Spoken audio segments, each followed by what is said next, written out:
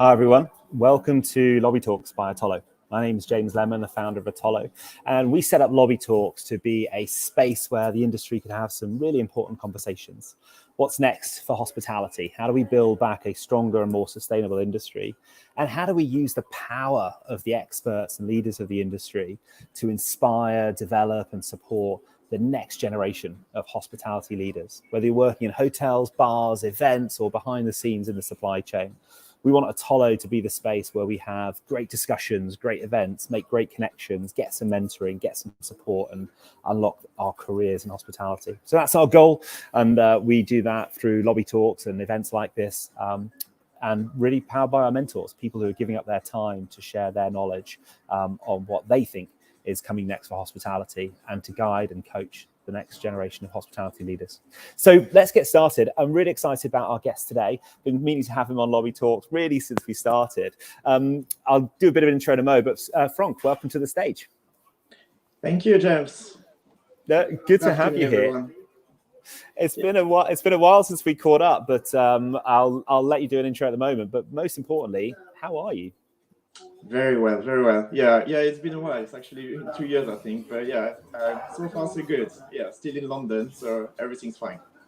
Excellent. Well, no, that's fab. So for the sake of fiction, Lobby Talks is not based on an online platform. It's based in the heart of hospitality, the lobby. So why don't we start? Where are we meeting today, Franck? Where have you taken us to?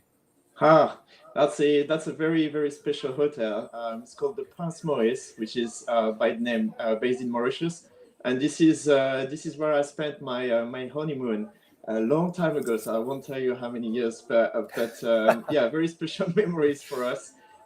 It's exactly. I mean that was at that age. I was like 25, 26. So the very, very first true luxury hotel experience we had with my wife, and this is exactly what we like about luxury. It's really low key. The guest experience is just out of the world. The landscape, everything, the design, the architecture, everything is absolutely stunning. So yes, I mean this was the first, and this has set the bar really, really high for the next holidays. Oh yeah, one fun fact about this hotel: we slept in the same bedroom as Catherine Zeta-Jones and Michael Douglas the week before. So fantastic. Yeah, special moment. They haven't left any souvenir in the room, but that was quite cool. If bedrooms could talk, Franck, if bedrooms could talk, then let's have a look. It looks absolutely beautiful, and you're absolutely right. It really is kind of stripped back, isn't it? You almost feel like you're outdoors, but I'm sure behind the scenes, the staff work their absolute socks off to make sure it stays clean, pristine, and everyone's served. So, what would be our drink of choice if we were crashing in the lobby at the moment? Oh, wow. A drink of choice. Well, I think very simple. A glass of champagne by the sunset. I mean, that's all you need. That would be perfect. That's actually what I'm dreaming of right now when I look by the window, and it's actually quite grey in London. So yeah, that would be really nice to be there. Sounds great. Well, let's grab our sundowners. Let's enjoy the sunset over Mauritius, and let's get stuck in. So look, our first section, Franck, is called Career in 60 Seconds. Now, I know you've done a huge amount in your career, but over to you, really. Are you up for the challenge of summarizing your career in a minute? Yes, I'll do my best. But 60 seconds is a real challenge. So I'll be really fast, actually. So I've got about 20 years of experience. Two halves. The first half is mostly about strategy and consulting across a wide variety of industries and countries. I actually started as a banker 20 years ago, so that's quite interesting to know. And we moved to London 11 years ago, and that's when I started working deeply into the hospitality sector. So I joined IG at that time, and I started working in more brand marketing and commercial functions. So IG, that's where I met with James and a few other very interesting people. Love this experience. Great company, great people. And then I moved after a parenthesis at Hertz, where I was leading the data and product innovation. I moved back to the hotel world, working as chief marketing officer for Millennium Hotel. So about 150 properties around the world. So quite an interesting experience, and I think we can talk about it a bit later because there are a few learnings from that experience.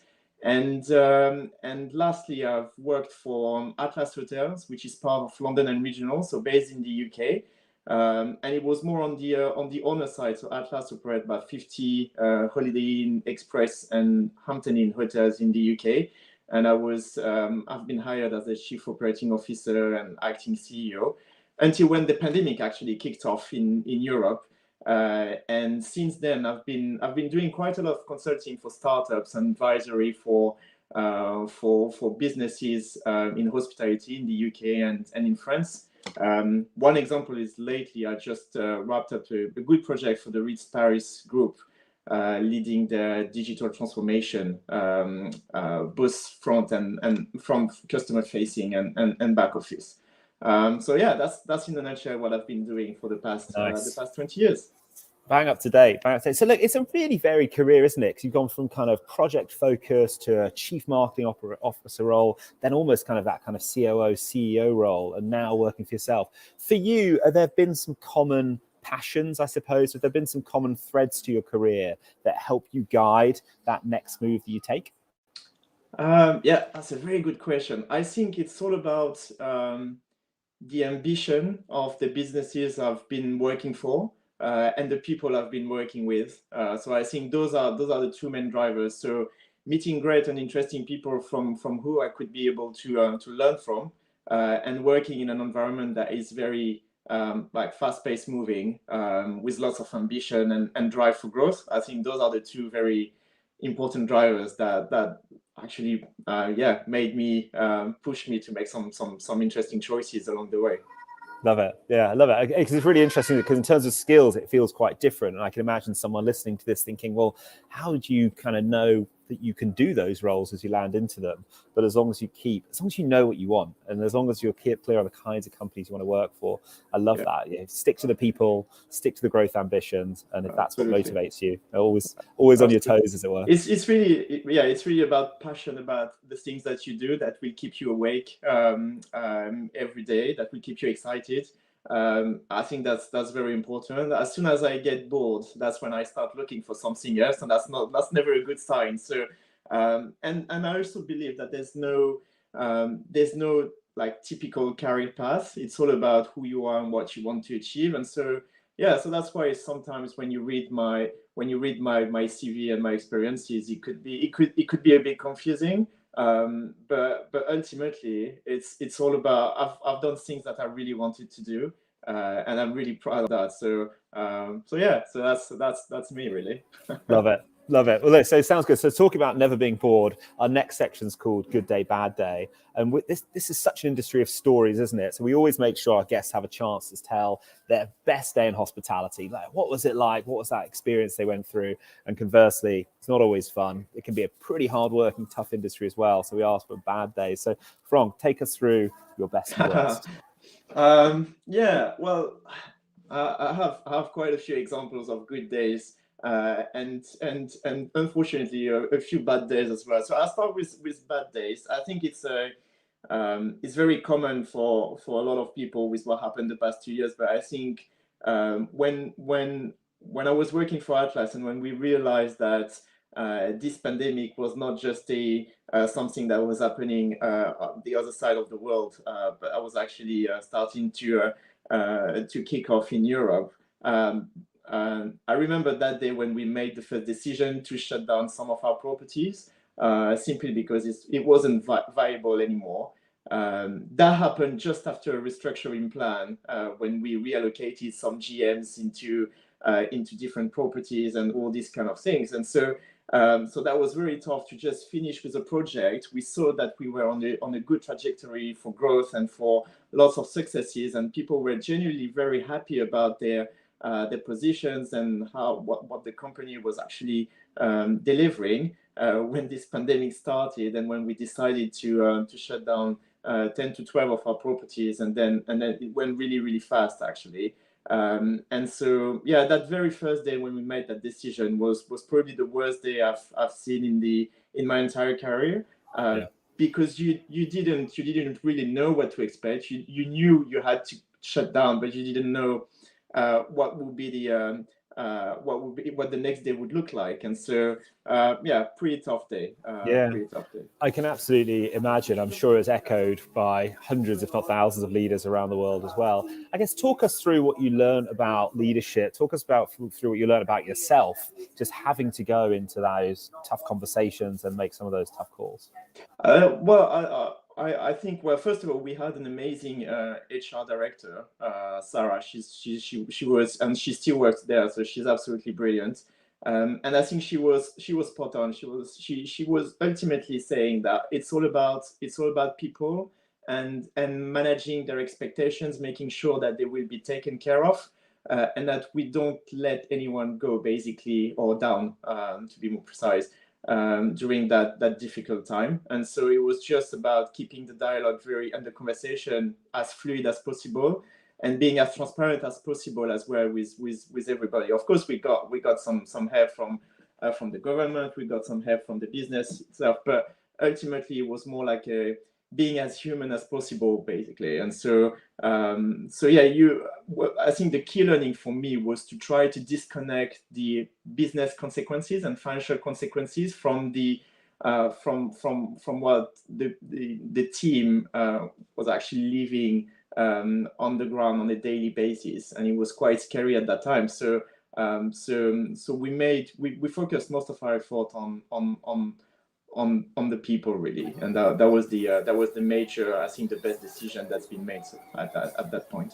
Yeah. I mean, what a tough day. I think many of us remember those first few days and weeks of the pandemic as just some of the most challenging in terms of the amount of change and stress and new experiences that many of us have to go through. We always say at Atollo, especially if you're kind of less than 10 years into your career, really that was our first downturn. It was the first time that things hadn't been heading the right way when you look at work plans and budgets and a whole load of new skills. And you were obviously right at the top of the tree, making some really tough calls. No, definitely. Yeah. But look, let's spin it more positively. What's been your best day? What's been your best day, Franck, in your time? There's been plenty, to be fair. And I think I'd like to highlight one. So when I was working as a CMO for Millennium Hotel, we basically had a challenge, because Millennium is in the great scheme of things, Millennium is still a small brand in the hospitality world, even though there's 150 hotels that we own and manage, most of them. We wanted to get our name out there and to generate more traction for and a new audience, basically, that we wanted to attract in our different key markets, starting with the UK. And one way to do that was to basically piggyback on a strong partner with a huge brand equity. I started working with the Chelsea Football Club, because we have a couple of hotels on the stadium ground, and we have quite a few in London and in the UK. And so that was quite a logical move for us. And the timing was actually quite good, because they were looking for a hotel partner, like a global hotel partner. And but knowing the board of Millennium, I knew it wouldn't be like a very easy sell. First of all, because I mean, it's a company that is mostly based. I mean, the head office is mostly based in Singapore, and they don't. I mean, their knowledge of football is what they hear from the media, but there's no real passion about football. And so the whole point was basically trying to convince them that on a pure marketing standpoint, it was a good deal. And that financially we could get a good return on this investment. And believe it or not, it took about a year of negotiation with the board and with the Chelsea Football Club to get to a point where we finally got an approval from both parties to make the deal. And the day when we signed the paper, that was honestly the best day in my in my entire life, I'd say, in my professional life at least. Because I was genuinely excited about it. I knew that it would be a game changer for the business, and at the same time, it was so rewarding after 12 months of hard work to convince the chairman and the board that it was the right thing to do for the business.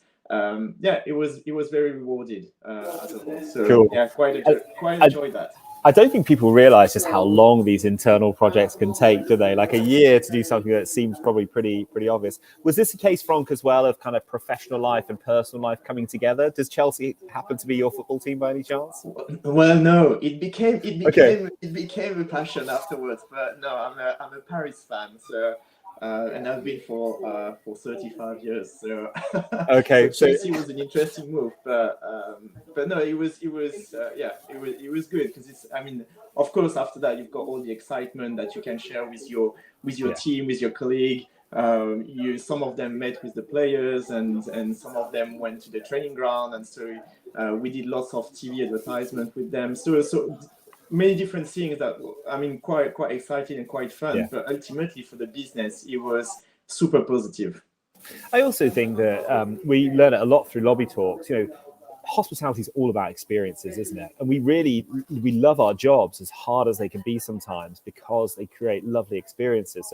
So many of our stories are tied up with, you know, meeting celebrities and kind of doing this really interesting stuff. And so when your work breaks through into something that has real meaning to your friends and family, for example, right? A partnership with Chelsea, seeing you next to someone from the Chelsea squad, like that's something everyone gets. And like, oh, I get what you do now, Franck. I can see how that works. Whereas sometimes if you're just like, I've just been in, you know, committees and writing PowerPoints for 12 months, you're like, I can't really understand what you do, why it takes so long. So it's lovely to be able to create these experiences for yourself and for your team, I guess. Yeah, absolutely, absolutely. I think that, I mean, that's been obviously very well received externally, but also internally. And the good thing is, we obviously, the whole point was not to keep those things at the head office level, but to share as much as possible with the team in the hotels. And so I'm sure some of them will tell you they have some great memories of doing all sorts of activities with this partner.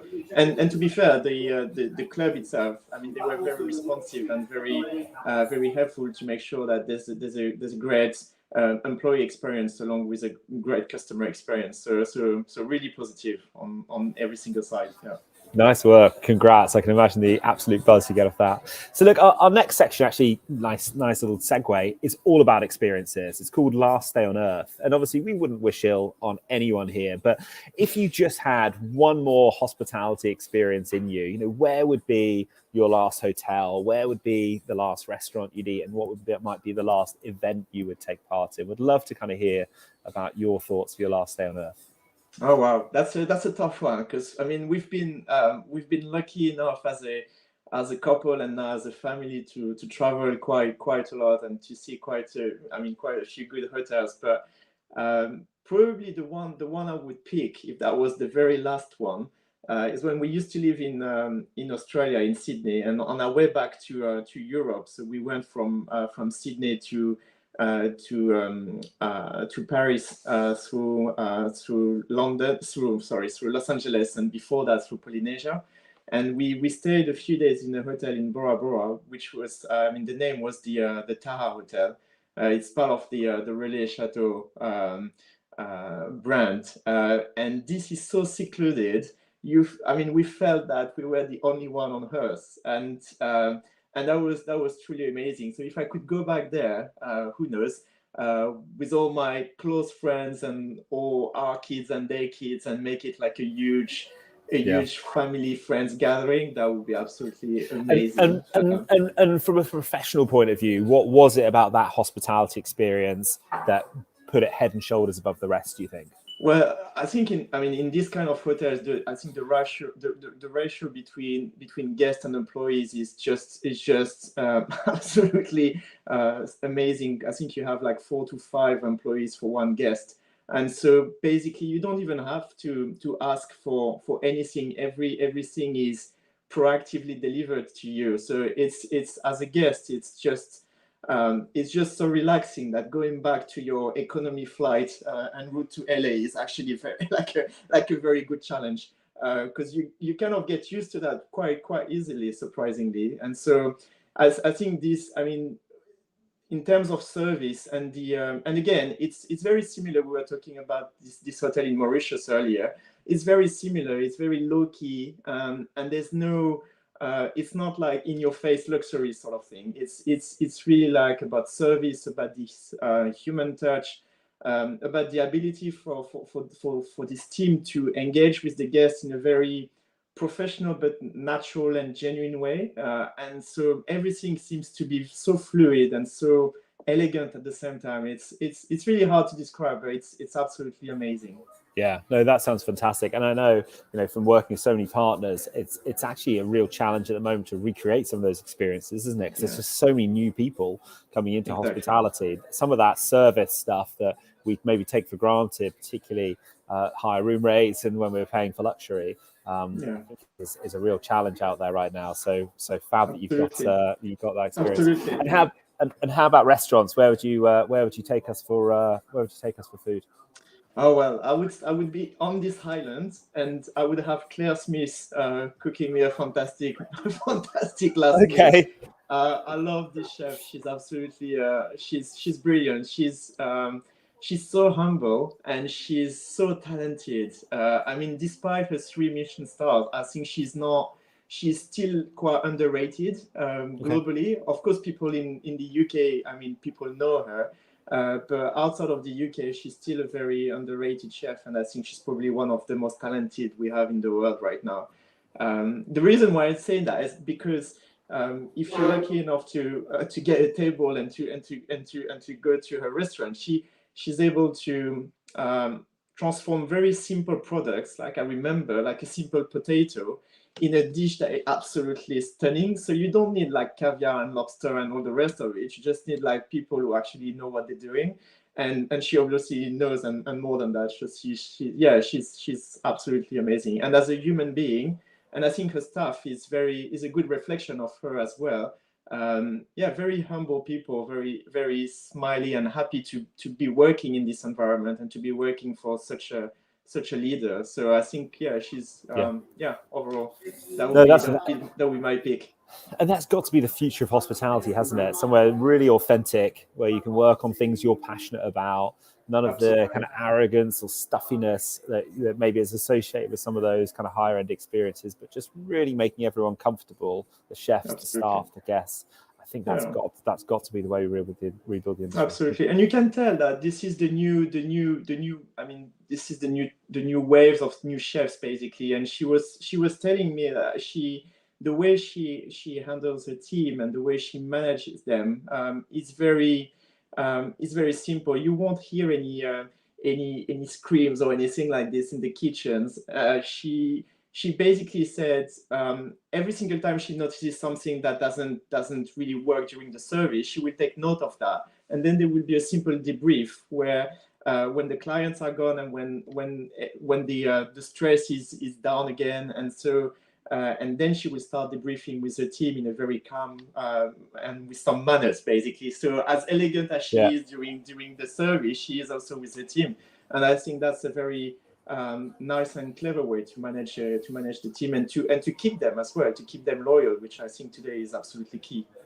Yeah, I think a kind of a no raised voices philosophy, especially at a time where I think a lot of us are feeling quite a lot of stress in various aspects of our lives. I think if you can really keep your team calm and you can be calm, and we all know when you're a leader, taking that moment to reflect, right? Not jumping on a response straight away, but actually coming back in a calm, considered way. And actually things might right size a little bit. Not everything's quite as important when you're reflecting on it, a few hours later, perhaps. Yeah, I love that. Yeah, and to be fair, sorry, James, there's just one thought, because I've talked a lot about 2 luxury hotels and this very famous chef, but when I was working for Atlas and managing some Holiday Expresses, I've met some amazing GMs who actually have the exact same philosophy. And so it's not just about luxury. It doesn't really matter. It's wherever you work. If you are able to be that good leader and to manage your team and keep them and make your team really loyal to you, you've probably made half your way to a very good success for your career. Yeah, 100%. You link that to some really clear objectives and space for people to work on great work, and you're definitely doing well. Love it, Franck. And so kind of thinking about this kind of last day on Earth, any experiences, like what's that one party, event, football match? What is it that you would love to kind of go back to if you could relive? It has to be football, James. And yeah, I mean, the logical thing for me would be I'd say probably the final of the Champions League between Paris and Chelsea, and who knows who might win. But that's what's going to happen in reality this year. So we'll see in June, right? All right, sounds good. Look, how amazing that your dream event is coming up in just a few months. That would be awesome. Make sure you get tickets, and you don't want to be watching that one on replay somewhere. Absolutely love that. No, fab. Thanks for sharing that. So look, I mean, our time is kind of coming to an end a little bit. Our last section is called the guest book, and it's actually my favorite section because, of course, when you leave a restaurant, you leave a hotel, you should always leave your wisdom. You should always leave your comments and what you got from the experience. This is our chance for our mentors to do that for the rest of the industry. So, Franck, in your kind of varied career, what are some of those lessons? What are some of those leave behinds that you would want to share? I mean, this is a very good question, and I really like it, and it forces me to step back a little bit from. And when I look at my career, nothing has been easy or given to me. But the thing I'm really proud of is I've always done things that I really wanted to do, and I've always worked with people I really wanted to work with. And the one thing that the one motto that I use every day for myself, but also for my kids, actually, I've got 2 kids of 3 and 11 years old, and we keep telling them the same thing: is just never give up. And those 3 words are very simple, sound very obvious, but of course you will fail sometimes. Things will be hard sometimes. But if you never give up, if you keep your dreams alive, then you will have a great and rich life. And so I'd rather be a person, myself or my kids, taking risks and sometimes making mistakes and sometimes fail, but bouncing back again is quite important. And this never give up thing is what drives me as a person, and what drives the way we raise our children to date. And I think hopefully it's working well. I mean, at least for me, it has worked really well. And and that's something that's quite important. And one last thing is that I don't believe that any career, especially in hospitality, will be a very straight, smooth career path. You need to work your way up or wherever you want to go, and sometimes it will look like a roller coaster. But as long as you're happy with whatever you need to do every single day, then you'll be successful. And so it's a combination of that plus the never give up motto that is quite a driver for me.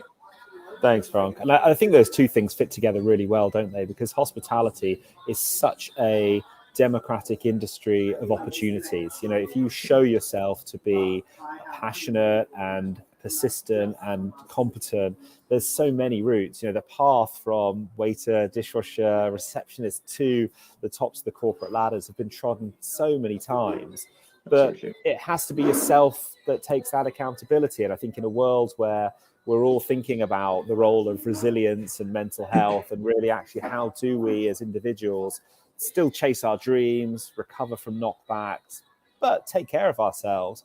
I think it's a really interesting time to start thinking about, what is the role of never giving up on the things that are really important to us, especially when I think so many of us have had quite a lot of knockbacks in the last 2 years. I know you've been incredibly polite about it, but you obviously at the start of the pandemic was a really uncertain time for you. Just started off on this big project and this new role and unraveled. But I think you've obviously retained that optimism over the long term and bounce back stronger than ever. So you're a great example. Absolutely. And you have to, because it's a fantastic industry. I think for any young person, it's a great industry with so many opportunities, and there'll be more and more.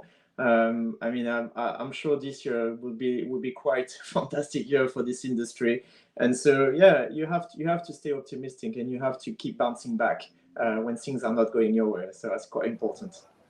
Perfect. Lovely. Thanks, Franck. Well, look, that unfortunately brings us to the checkout. That brings us to the end of our time together. But a huge thank you from me personally, but also just the Atollo community, and for sharing your experience, not just today, Franck, but as I know that you do day in, day out, kind of answering questions on Atollo and as a mentor. I think those people, right at the top of their careers like yourself, who are prepared to give a little bit of time to try and share some of their stories and their expertise and unlock people's career journeys as they kind of follow in your paths, carve their own paths, is really important. So a big thank you for giving back and continuing to support everything we're up to as well.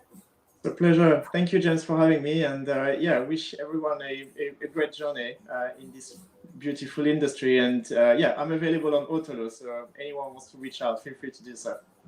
Very kind. Lovely. Well, that's absolutely fab. So, Franck, thanks so much for your time. We are back again next week. We're going to try and go again at a slightly aborted attempt to chat with Robin Stewart, who, again, back in the world of luxury hotels and experienced butler. Really exciting to finally have Robin here live to chat with us.